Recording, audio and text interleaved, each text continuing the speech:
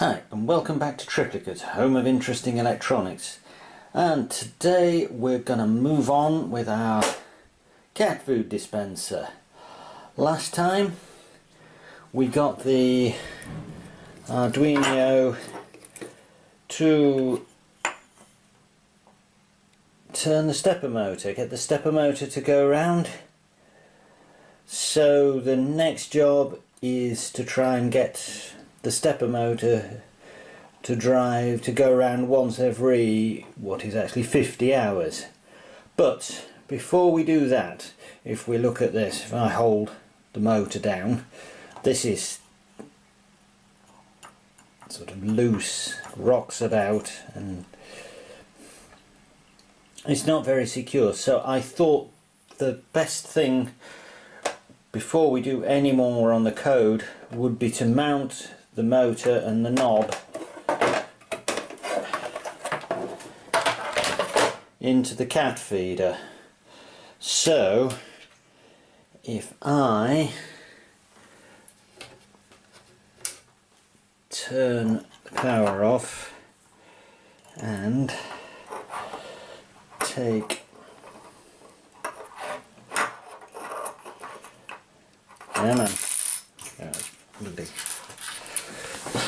sit down. So I'm still trying to get the hang of working one-handed while looking through a camera view screen. There we go. So what I'm proposing is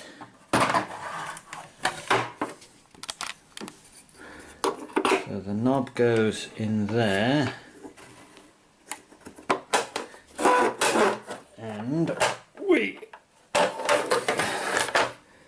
this from the other side. We want to unplug the motor from the driver board, and we want the motor to be mounted something like that. So what I propose to do is simply to get a block of wood which fits. Look at this from this angle. Is that going to work? Is it going to see that? Can I look at more light on it? I can. Mount the motor there like that on a block of wood which screws to that surface and has a big hole through it for that coupler. And because we're making electronics videos here, I'm not going to trouble you with my woodworking skills, so I will make up a piece of wood that fits in and bring you back. Okay, so here we are. This is it, the stepper motor mount, which is two pieces of 18mm plywood screwed together. Which mounts underneath here, and he's pulled up to the top there with 3 screws. 1, 2, 3, which conveniently mount underneath the knob, and got a nice big hole through the middle for the coupler, and the motor mounts on the back like that. And I haven't drilled the holes for the motor. I shall drill them finally to hold it down wherever it ends up. And finally there is a little hole in there. Yes, you can just about see that, so you can tighten up the set screw to hold the coupler on to the knob shaft. Right, so I shall now put all that together because it needs 2 hands and probably some tools from downstairs and what have you, and then we'll be ready to go. Okay, so there it is with the knob on the top and the motor mounted underneath. A couple of modifications. Put 4 screws on the top because one of the screws went right through the hole I've got for tightening up the grub screws on the coupler, and that hole to tighten the grub screws up with I had to drill out considerably bigger to actually get the Allen key in. So without further ado, should we see if it works? Which way round does the connector go? That way, that way, that way. And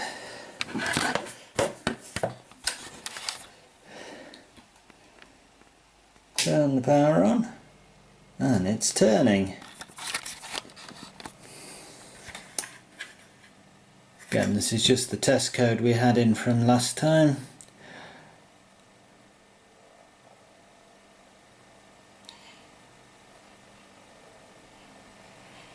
However, I'm just going to turn it round so the lid flips up, it doesn't hit the camera. Come on.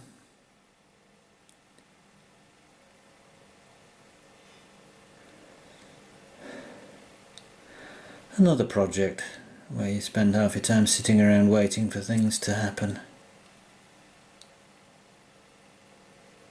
Come on. And there we go. Right, so now let's get into trying to make it work at the speed we want it to work at. Okay, so here we have the data sheet for the stepper motor, and if we look down this, and I must admit with a bit of cross-checking because it doesn't seem entirely clear, this data sheet. It says the stride angle, and that is the angle the motor goes round per step, is 5.625 degrees. And what /64 I guess means is 1/64th of a complete circle. Okay, and we know the motor has a gearbox on its output, on its shaft, and the speed variation ratio is apparently the gear ratio of this gearbox. So for a full circle of the output shaft we need 64 steps of the motor, 64 times for the gearbox. So if we then say 64 times 64 equals, that's 4096 steps. Okay, and as a sanity check to check it's actually doing what we think it's doing, we know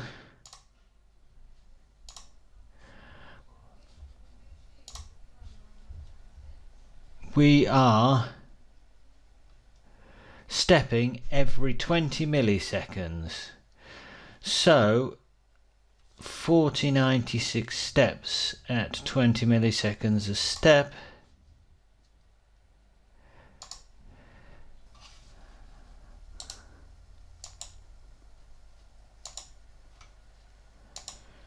there we go, Windows wonderful calculator. So that's in seconds, 0.02 seconds is 20 milliseconds, equals 81.92 or 82 seconds or 1 minute 22 seconds. So shall we test that and see if that is the case? So I've weighted the lid down with the soldering iron supply so that doesn't spring up. And we're going to start with the little arrow just on the edge there by the 48. I've got my phone here in stopwatch mode, so we should be good to go. 3, 2, 1, go.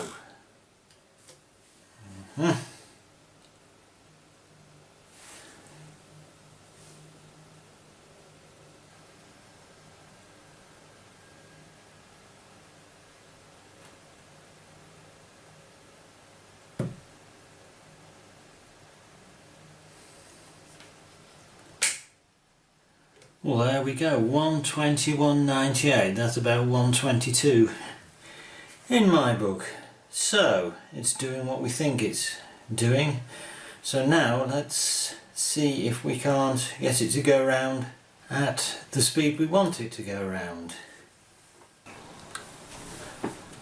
Okay, so I am now going to recompile and update the code. You're going to have to take my word for it.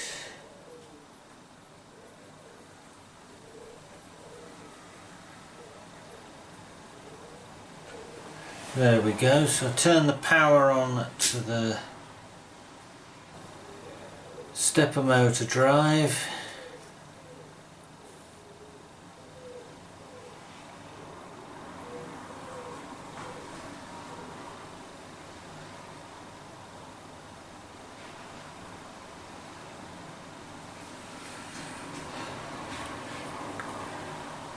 And do we think it's going round? Oh yes it is. Unfortunately.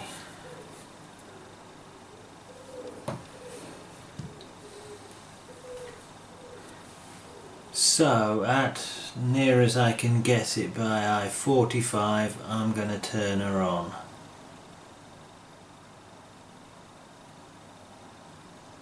Try that. And I'm going to turn the camera off because I'm not going to record 10 minutes of this going round very slowly.